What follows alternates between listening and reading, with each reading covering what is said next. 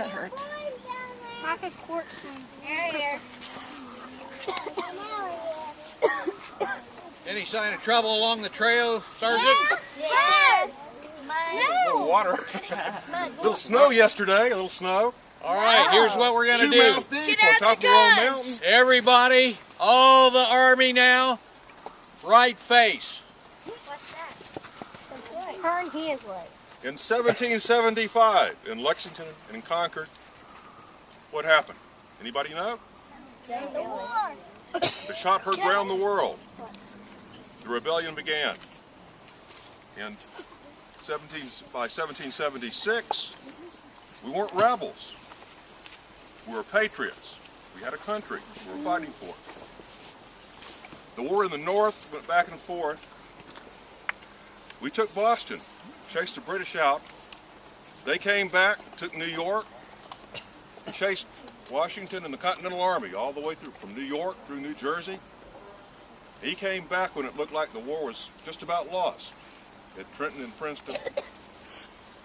Then the British turned around and invaded Philadelphia. At the same time, they invaded from Canada.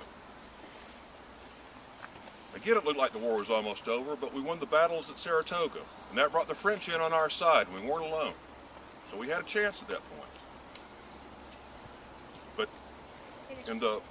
by 1778, the war in the North was stalemated. We had taken Washington had taken these militia groups who didn't know how to fight in formal warfare. They had learned how at Valley Forge. And the British evacuated Philadelphia, and they were holed up in New York, but they weren't going to surrender. They weren't going to give us our country. So they came up with a Southern strategy. And there were a lot of Tories down here. And there were a lot of patriots. The patriots had taken the government from the crown. We had we had members in the Continental Congress. In 1780, the British came up with the Southern strategy. They were going to take the South. There were a lot of Tories down here, and they thought that they could hold the South for them. All they had to do was just march a British army through here. The Tories would take over. They could go up into the north, the mid-Atlantic states, defeat Washington, isolate New England, and frankly starve it to death. And this would still be part of the British Empire. So in the winter of 1780, Sir Henry Clinton led a gigantic British army down from New York. They landed both in Savannah, and then they made an ocean landing just south of Charleston.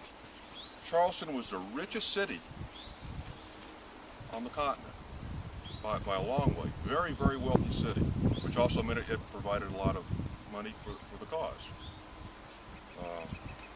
That spring, in the greatest military defeat for the Patriot cause in the war, Charleston fell.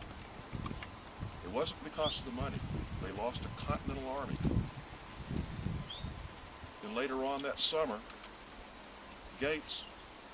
Horatio Gates, who had won the battles at Saratoga, Congress put him in charge of the Continental Army that they sent down here to try to support the South. At Camden, Gates lost the entire army again. 2 Continental armies in a matter of just a few months. A week after Camden, Thomas Sumter, who led the South Carolina militia, was defeated at Fishing Creek. Folks, it looked really bad for our cause here, for the Patriots. It looked like maybe the British Southern strategy was going to win, but it still depended on whether the Tory militia could fight.